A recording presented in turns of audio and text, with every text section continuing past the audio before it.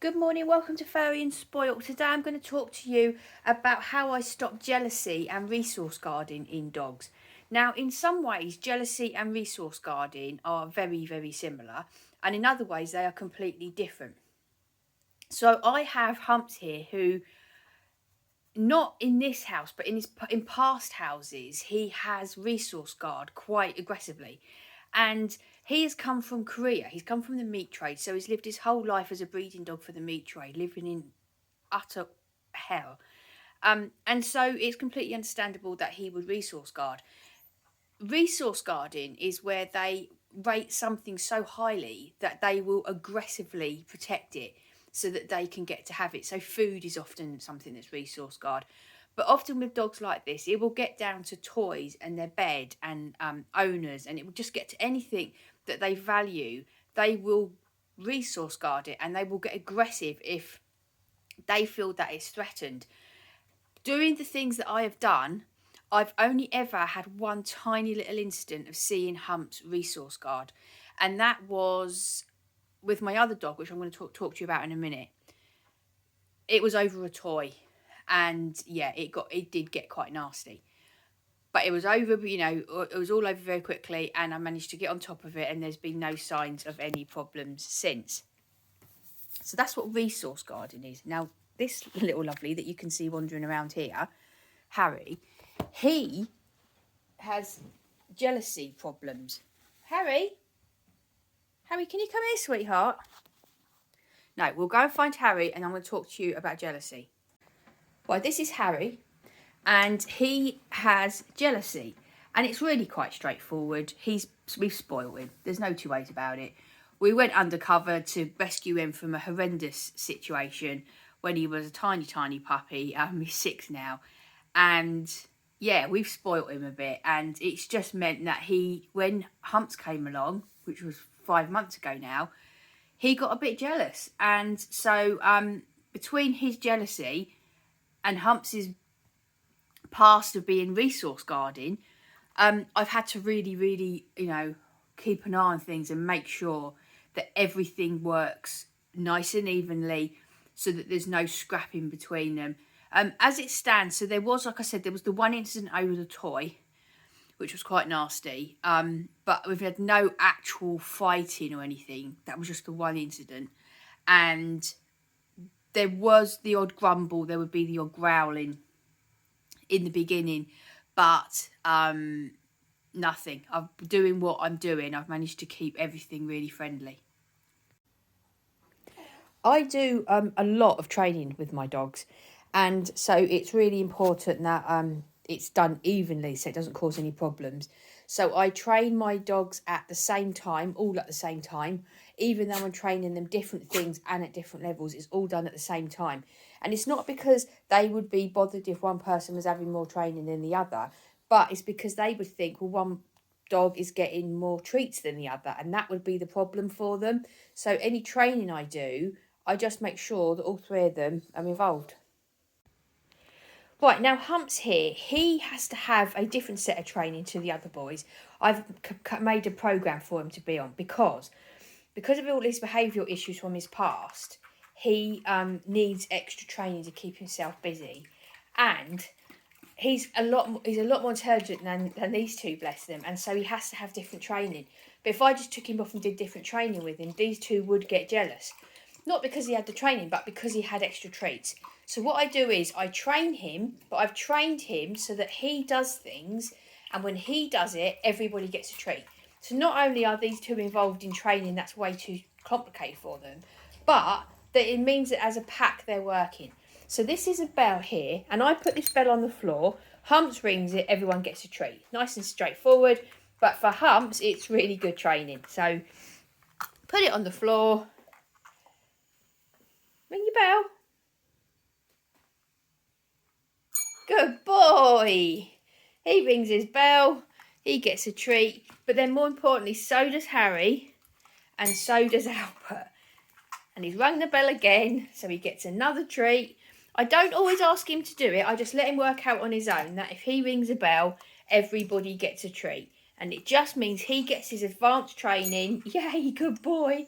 He gets his advanced training and these two just get the reward.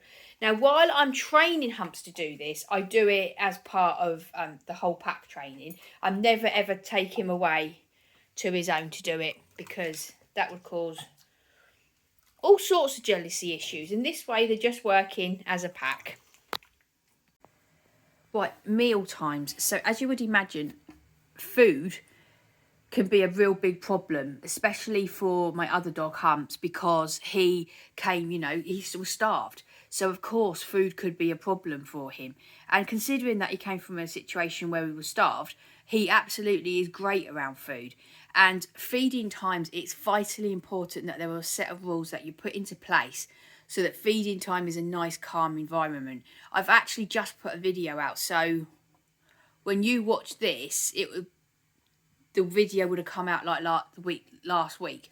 So it's worth flicking back through the videos and watching that. And it's called How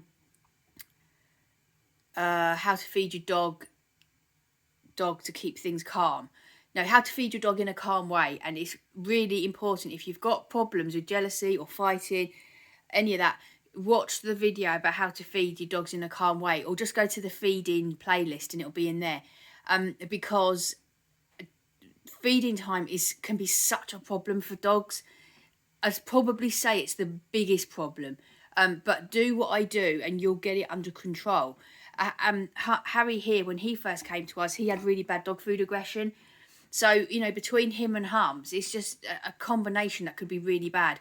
But actually feeding time in this house is very, very calm. I always make sure that each dog gets plenty of my attention. This is one of the things I do with Humps. So I'm just making my smoothies. I just chop up all my stuff for my smoothies in the morning. Now, my two other dogs could not care less about having chopped up fruit and veg. But Humps here really likes it. And he comes every morning when I'm making my smoothie. And it's just some one-to-one time where I give him bits of what I'm chopping up. When we first thought about taking Humps on, one of the things that I really thought about was, did I actually have enough of me to go round for 3 dogs? Because he had a past of, he did a lot of chopping from home to home, sort of between Korea and getting to us. And he had a history of resource guarding, the lady of the house, the ladies. So I had to make absolutely sure that there was no way that was going to happen in this house. And I decided that there was, you know, I'm with them all day. I have plenty of time for them to give him the one-to-one time he needed, plenty of attention. And he's never resource guarded anything in this house, apart from that one little incident I told you about earlier. But he certainly never resource guarded me. And I'm very proud of that fact, because that just means that I've able to give him the time and the dedication that he needs for him not to feel that he has to fight for my affection. And my 2 other boys haven't shown any signs at all. So I think I'm managing to spread myself out nice and evenly. And it's very important to make sure that you have special times with them. So, like, it might seem like nothing, you know, he just has a bit of courgette and a bit of pear. But my other 2 dogs aren't interested in it, and that's the point. They're not interested in it, and so therefore he can just have this one-to-one time with me every morning. They're not bothered, and he gets it. So if there's anything where one of your dogs likes it and your other dogs aren't interested, jump on that, because you can really use that as some one-to-one time with him, can't you? Yeah, you can, and you've got to make sure there's plenty of time for cuddling, haven't you? And I do, and I really make sure there's plenty of time for cuddling. Just literally, honestly, sometimes, you know how busy life gets in a day, and sometimes I will just think to myself, have I given everybody have I given everybody enough affection today? And so sometimes I do think, oh, maybe perhaps I didn't give Humps quite enough, and I'll go and, I'll call him over and stuff, and I'll give him some one-to-one attention, and have a little chat with him. I have lots of little chats with him about what's happening and how life's going and how things are going with him. I'm really big, I've done a whole video about it, I'm really big on talking to your dog. I think it just does wonders for them. And so I make sure that he gets a lot of affection, because, again, affection is high reward, it's very high value. And if you've got a dog that is jealous or resource guarding, affection will do it. It's one of the things they'll fight for. So you've got to make sure that you're giving all your dogs plenty of affection and plenty of time. So one of the things that I've done is about dogs' beds. Now, there are dogs' beds all over this house. And before Humps came along, so Humps has been with us for 5 months now, no dog had his own bed. Harry and Albert, this is my other dog here, little Albert, my gorgeous little Albert. He's no bother at all, he doesn't have any issues. But they just shared beds. No one had their own bed.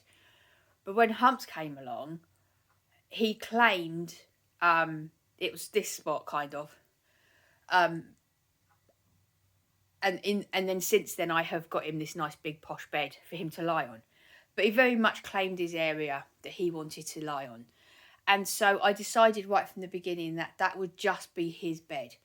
That Harry and Albert, my 2 other dogs, weren't allowed to go on it. It was just his bed. And I've stuck strictly to that. He's never defended it, never growled, nothing, no issues like that at all. But I just make it that Harry and Albert, my 2 other dogs, are not allowed on it. It's his bed. It's his place where he can have peace. And that's worked really, really well. It wasn't anything, he never growled, he never had any issues, nothing like that. But I just felt that he needed his own place and that was very important to him. And he doesn't guard it. He's absolutely fine. There's no problems. But I'm very strict about that. They are not allowed to go on there at all. At all. And they listen. They don't. They don't go on there at all. And I'm very, very strict about that. It's the one thing that he doesn't have to share. It's his bed and it's where he can be. Also, when he first came to us, he had horrendous problem with his back legs. They didn't work. Oh, it was horrible. They didn't work properly. It was just horrible. And he was in so much pain. And so it's another reason why I wanted to give him his own bed out of the way, nice and really, really thick and comfortable, so that he had time to heal, because that was not going to help him. And that will always be it now. This will always be his bed and no other dogs will be allowed to go on it. Leadership is absolutely vital. I think leadership is absolutely vital, even if you've just got one dog and he's the friendliest dog on earth. But to have a pack of 3 dogs, that involves dogs that have come from, all of my dogs are rescue dogs, and they've all come from really bad situations. And so it's vitally important that I'm a good pack leader, consistently a strong pack leader. And I am. I'm in charge of this pack. I say what is and isn't done. And I give them everything they need, love, but discipline, feeding, safety, exercise, everything that they need. If you had my pack and you had somebody who was a weak leader, you'd have fights and you'd have all sorts of problems. It is absolutely, if you've got dogs that have got jealousy issues or resource guarding issues, you have to have strong leadership. I think it's just kind to give any dog strong leadership, because then they haven't got to be the leader in the pack. They feel safe and they feel secure and they can just relax and rest. But for the situation that I'm in, me being a good pack leader is absolutely vital. I've got a video all about that. Go to the playlist, go to dog behaviour, and it will be in there. And it's just, I talk about pack leadership in great detail because it's very, very important. And if I wasn't a good leader, then there'd be fights and all sorts of stuff going on in my house. But because I'm a good leader and they know, it's 2 things. It's they know they're not allowed to, I won't tolerate that behaviour. They know that. Because I'm the leader, they want to please me. But also, because I provide them with things that they need, exercise, training, all the stuff they need to keep them tired, then that means that I get good behaviour from them and it's nice and calm. Now we've got Humps here playing with his toy. If you watch my videos regularly, this is a scene that you'll often see. He's often on this mat chewing his toys. That all looks lovely and fine and everything's great. But what actually happens is sometimes Harry will just decide that he wants that toy that Humps is playing with. And he won't just go and take it, but he'll hover. And the second that Humps walks away from it, or sometimes if he just goes to get another one but he was coming back to it, Harry will be in there. And that's exactly what happens the other way around as well. Harry can be playing with a toy, one tiny little slip up, and Humps is on it. It's sharpened them both up. I know that's definitely sharpened Harry up, but that's all fine and well while I'm supervising. But we did have an incident over a toy once, and it got nasty. It got really nasty, and it was scary. And it just showed me what Humps is capable of. And so I know now that, I mean, I knew I had to supervise it before, but now I read it so much better, and I just know that it's the bone of contention with them, and that I absolutely have to be on it all the time. Another thing I do with toys is if any toys are brought into the house, always make sure there's 2 of them. Albert, my other darling, he couldn't care less about toys, couldn't care less about them. But any toys that come into the house, I make sure that there's always 2 of them. I don't bring tennis balls in. Tennis balls are something about tennis balls drives them bonkers, so I don't bring tennis balls in. And I let toys be down all the time. I don't. In some situations, I think toys should be taken away. And I did a video about dogs with a toy obsession.